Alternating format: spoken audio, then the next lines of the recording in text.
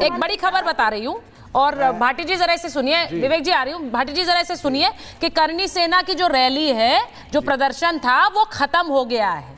वहां से जो प्रदर्शनकारी थे वो निकलकर वापस चले गए हैं। ये खबर आपके लिए बता रही हूं क्योंकि जैसा मैंने कहा कि वहां पर सुरक्षा टाइट कर दी गई। वहां पर ये बिल्कुल क्लियर संदेश दे दिया गया कि कोई उस प्रदर्शन के जो जगह दी गई है उस घेरे से बाहर नहीं निकलेगा, और अगर बाहर निकलेगा तो वो डंडों की भी तस्वीरें आई जो योगी सरकार ने कल मंगाए, डंडे और हेलमेट के प्रदर्शनकारियों पर। अगर कोई उससे बाहर निकलने की कोशिश करेगा तो ये प्रदर्शनकारियों पर को वहां से रोका जाएगा। अब मेरा सवाल आपसे ये है, ये धरना था, ये प्रदर्शन था, ये खत्म हो गया, और मैं फिर कहूंगी वहां पर अगर कोई चूक होती तो जिम्मेदारी योगी सरकार की होती। पश्चिम बंगाल में चूक पर चूक हो रही है। मुझे बयान क्यों नहीं सुनाई देते हैं अखिलेश जी के कि वो कहे ममता बनर्जी के राज में क्या हो रहा है, क्यों नहीं वो कुछ करती हैं? मुझे ऐसे बयान क्यों नहीं सुनाई देते राहुल गांधी के कि वो कह रहे हो पश्चिम बंगाल चलिए, वहां पर देखिए हिंसा क्या हो रही है, लोगों को किस तरह से गाड़ी या वाहन जलाए जा रहे हैं। भाटी जी, देखिए, उत्तर प्रदेश में हम विपक्ष हैं, सरकार की कमियों पे हम बोलेंगे। पश्चिम बंगाल में भारतीय जनता पार्टी विपक्ष है, सरकार की कमियों पे भारतीय जनता पार्टी की बोलने की जिम्मेदारी है। अब आप ये चाहती हैं कि हम उत्तर प्रदेश में भी सरकार के खिलाफ बोले और पश्चिम बंगाल में भी सरकार के खिलाफ बोले, तो मतलब आप सिर्फ यूपी तक सीमित है? अरे मैं तो सोच रही थी आप नेशनल पार्टी बन रहे हैं, यहाँ पर आप बोल रहे हैं मैं यूपी तक सीमित हूँ। अब बता दीजिए आपकी राजनीति यूपी तक रहेगी क्या भाटी जी? नहीं, अच्छी बात, ओनली लिमिटेड टू यूपी। आप फिर मेरी बात का अर्थ गलत निकाल रही हैं, मेरी बात का अर्थ फिर आप गलत निकाल रही हैं। चलिए सही अर्थ बताइए। उत्तर प्रदेश में विपक्ष हैं, पश्चिम बंगाल में बीजेपी, पश्चिम बंगाल में बीजेपी विपक्ष है। और जो आपने आगरा की घटना का बार बार जिक्र किया, मैं एक बात बोल देता हूं, आगरा में जो कुछ भी हो रहा है वो सरकार प्रायोजित है, ये सरकार का ही संगठन है, ये योगी आदित्यनाथ जी का अपना संगठन है करनी सेना।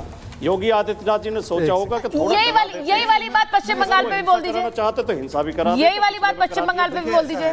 वहां पर भी तो मंत्री उतर रहे हैं सड़क पर। मैंने सबसे पहले निंदा की है, वहां मंत्री उतर रहे हैं सड़क पर, पश्चिम बंगाल की बोल रहे हैं हम सड़क जाम कर देंगे, कोलकाता ठप कर देंगे। तो वहां पर भी तो सरकार प्रायोजित हुआ, वहां सरकार प्रायोजित हुआ ना सर। भाटी जी क्यों नहीं बोल रहे, मैं आपको असली कारण बताता हूं। सवाल तो आप पूछ रहे हैं, भाटी जी क्यों नहीं बोल रहे हैं, इसका असली कारण ये नहीं है। जो हिंसा हुई है पश्चिम बंगाल में, उसे पश्चिम बंगाल सरकार की जिम्मेदारी बनती है उसे रोके, और वो गलत है, वो निंदा करता हूं मैं। सरकार प्रायोजित है, हिंसा नहीं होनी चाहिए, सरकार प्रायोजित है वो उत्तर प्रदेश में। लेकिन उत्तर प्रदेश में आज भी, आगरा में आज भी पुलिस के सामने खड़े होकर करनी सेना के लोगों ने मीडिया को बयान दिए कि हम अखिलेश यादव की हत्या कर देंगे। ठीक है, हम जवाब दे रहे हैं, आपका जीभ काट देंगे रामजी लाल वो कह रहे हैं सरकार प्रायोजित है। सरकार क्या सो रही है कान में? जी जवाब दीजिए। 30 सेकंड दे दीजिए। सरकार ने उस आदमी को अरेस्ट क्यों नहीं किया? चलिए 30 सेकंड दे दीजिए। हत्या की बात कर रहा हूं। भाटी जी आपने अपनी बात रखी है, अब अन्याय मत कीजिए मेरे साथ, वैसे भी ज्यादा हो चुका है। अच्छा ठीक है, बोलने दीजिए मुझे। देखिए ऐसा है कि 30 सेकंड में मैं अपनी बात बताता हूँ। करनी सेना, अभी आपकी रिपोर्ट आ रही कि वो पीसफुली वहाँ से छोड़कर जा रहे हैं, एक भी हत्या नहीं हुई, हालांकि उनके पास लेजिटिमेट कॉज था कि राणा सांगा का अपमान किया गया, पर वहाँ पर कैसा नैरेटिव बनाया जा रहा है कि ये हत्यारे हैं, ये लोग जो है संविधान विरोधी। और वहाँ पर वक्फ कानून पार्लियामेंट में पारित हुआ, किसी के अधिकारों पर कोई हस्तक्षेप नहीं हुआ, पर वहाँ पर 3 लोगों की हत्या। और किसकी हत्या? चंदन दास, मतलब पीडीएस समाज से संभवतः वो चंदन दास होंगे, पर पीडीएस समाज की कोई चिंता नहीं। क्यों? क्योंकि यहाँ पर जो परपिट्रेटर है उसका धर्म देखा गया होगा।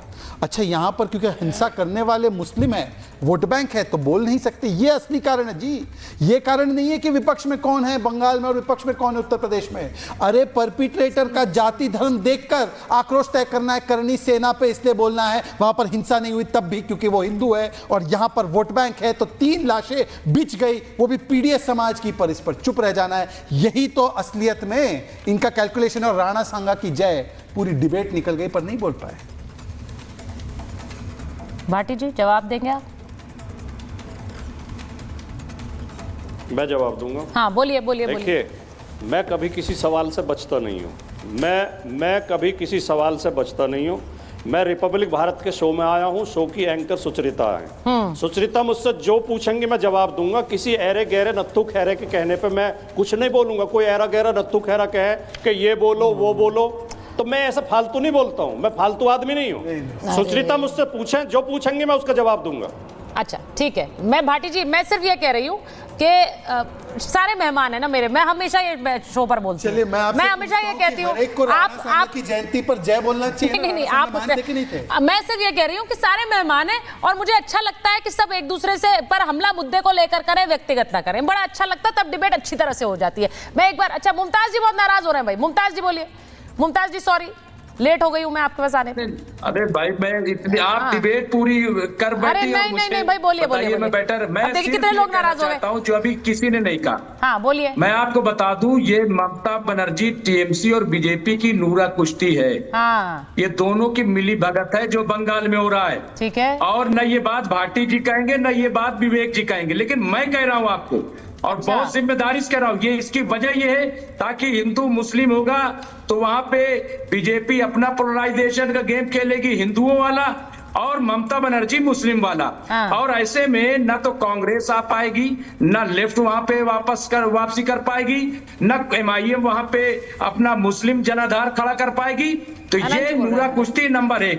नंबर 2, एक मिनट सुचारिता जी बहुत जल्दी। नंबर 2, यहाँ पे कार सेवा करने की इजाजत है। आप कार सेवा करके मस्जिद गिरा दीजिए, आप कार सेवा करके औरंगजेब की जाकर के कब्र गिराने की धमकी दे दीजिए, आप कार सेवा करके आप मुसलमानों को देश से बाहर निकालने की बात कर दीजिए, आप मुसलमानों को जिहादी कह दीजिए, पाकिस्तानी कह दीजिए, गद्दार, इस कार सेवा होती है। कार सेवा का मतलब आप जानते हैं। नहीं मैं घोर आपत्ति, ये कार सेवा का शब्द क्या इस बात को कोई रोकता है? शहजाद वाला बताएं यहाँ पे बैठे हुए हैं, क्या इसकी मुखालफत करते हैं? कार सेवा अभी क्या किया गया? कार सेवा का शब्द क्यों इस्तेमाल किया जा रहा है यहाँ पे? और किसने, और औरंगजेब को महान मानते रहिए मान्यवर, आप राणा सांगा को महान नहीं मान सकते? औरंगजेब की इतनी चिंता है कब्र की, महान है कि नहीं वो इतिहासकार तय करेगा, महान है कि नहीं वो राइटर करेंगे। रामजी सुमन इतिहासकार ही तो है कि राणा सांगा गद्दार है और औरंगजेब इनके हिसाब से महान है, अबू आजमी के हिसाब से। अरे हम कह रहे हैं आप बुलडोजर चलवा दीजिए, जाइए, बुलडोजर लेकिन आप ये इजाजत